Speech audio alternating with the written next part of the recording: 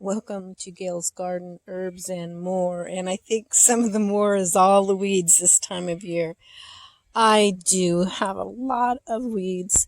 I'm just enjoying though what the plants and stuff. These are new, and I think this is the Jimmy Nardello. I am not certain. I'm if somebody could say yes, that is, or no, that isn't. But because I had planted some and a bunch of other peppers and replanted. It was just a hard spring to get things going. But these have been so prolific. I've given some to my daughter, and I've used them, and they've just been great. I think I have 2 plants. I got another one, that smaller plant in a little bitty pot that I get a few off. But what I wanted to talk about today was Anise Hyssop. Now, it's different than the regular hyssop plant, and I would like to get some regular hyssop and grow, because I think maybe I need to do some more research and study about regular hyssop, but I think it's maybe a good bug repellent. Might be a good thing to grow to help keep bugs away and stuff. So I would really like to get a hold of some just plain hyssop.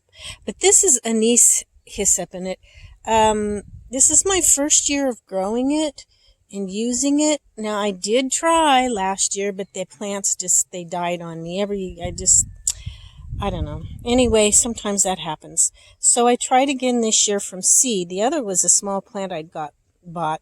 These are from seed. These are actually doing better than the plant that I got. These don't have any of the flowers, although it is starting to get a flower. Let me show you my other one. I've already harvested some off from it.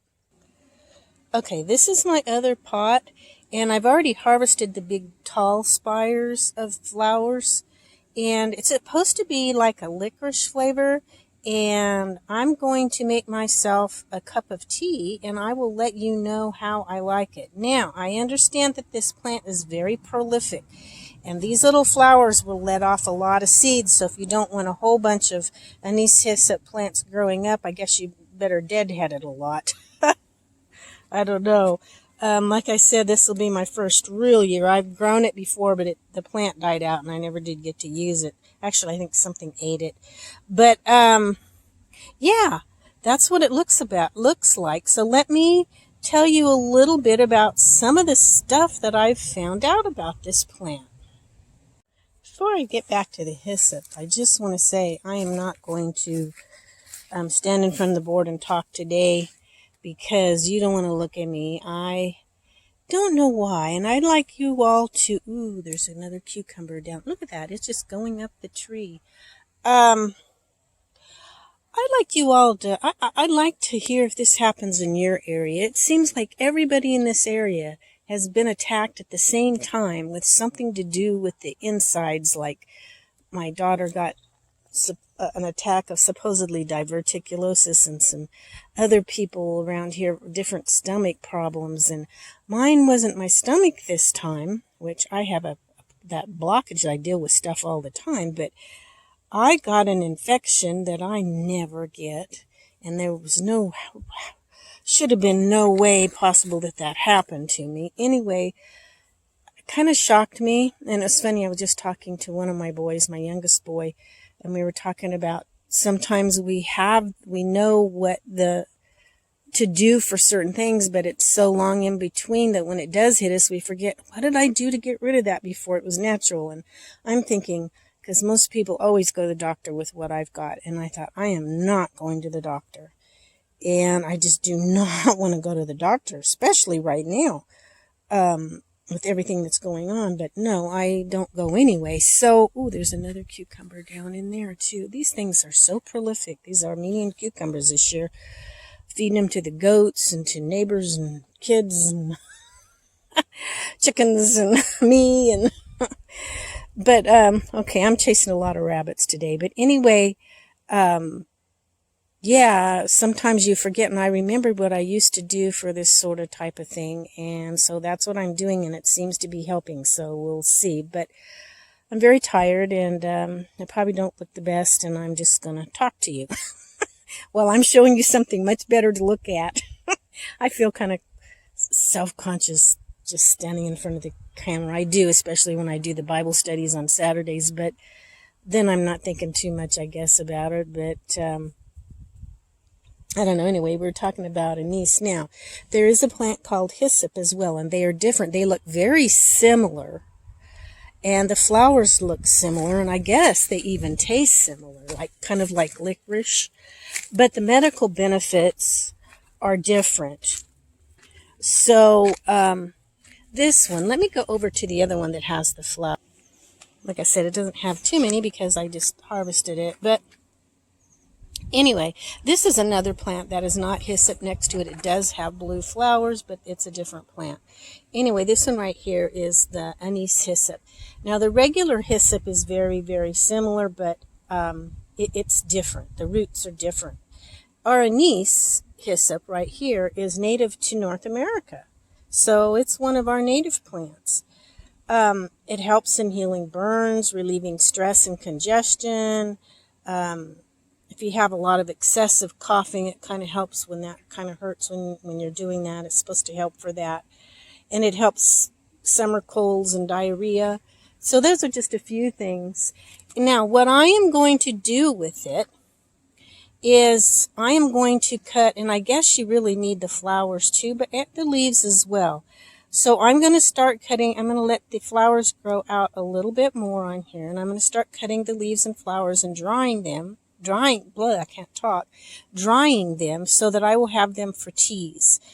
I do most of my herbs in teas. I love teas. Now, I do have a lot of culinary herbs that I dry and chop up and make my all-purpose seasoning, and I told you in another video how that I do a lot of that on everything except for desserts. And it just is amazing. Things you just wouldn't think about putting it on ordinarily. It makes it taste wonderful. So I do a lot of my herbs that any way that I can get them in my daily routine, I do. I drink a lot of teas. I do my all-purpose seasoning. But sometimes when you don't feel good and something hits you all of a sudden, you don't feel like making a pot of tea too much, or what, you just need something quick, fast, and a little more potent than tea. So I also dry a lot of stuff, and then come this winter when I have a little bit more time, sometimes even during the summer, like I am really thankful I made some nasturtium tincture because I'm also taking that right now. And you know, it's the first time I've really tasted the nasturtium tincture, where I really took it in a full thing, and it tastes good. It actually tastes really good. I like it. So, yeah, I do make tinctures, and they're great to take. You just go in and take them. I got up in the middle of the night, and I thought, I think I made some nasturtium tincture, and sure enough. And I took that along with some elderberry tincture. I don't know why. I just mixed the two and took it. And then I took some of the other by itself this morning without the elderberry.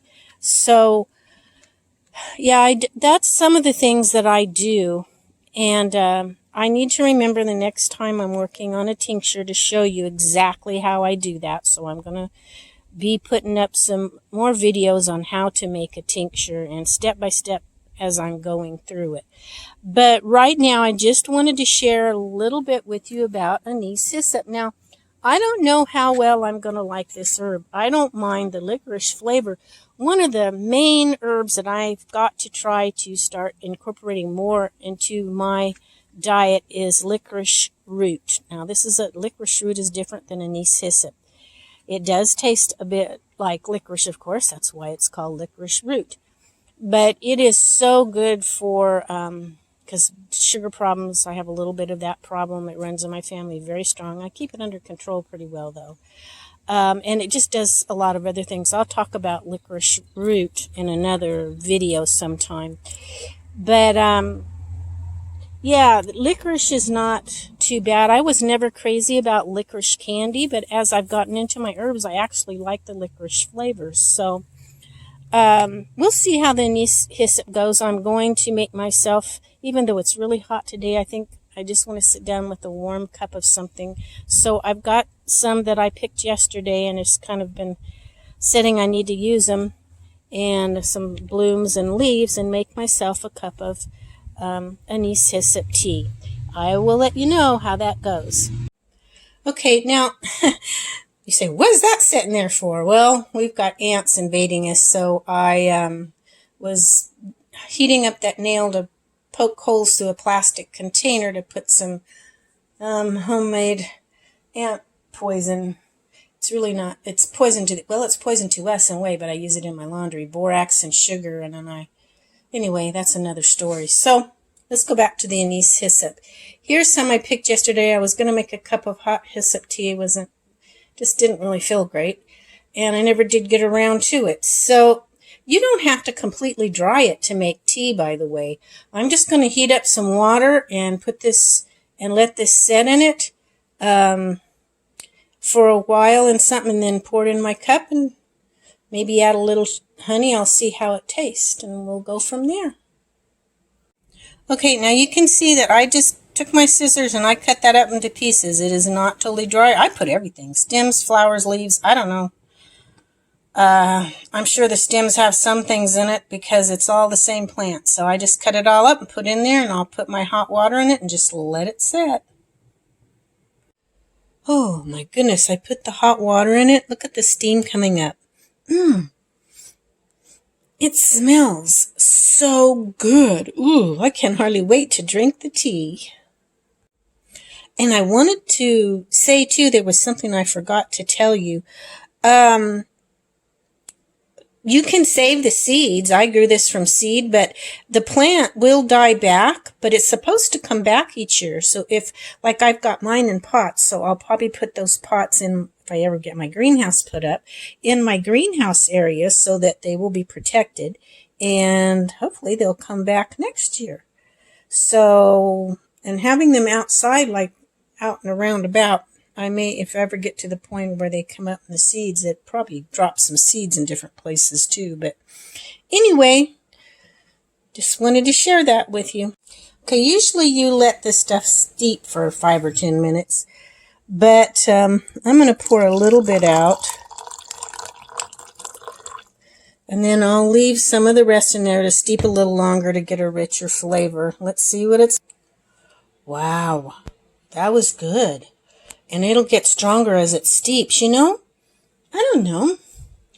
It's not really, to me, it doesn't really taste. It has very slight licorice, maybe, but doesn't really taste like licorice. I don't know what you'd say it tastes like, but I like it. See, that's just very briefly.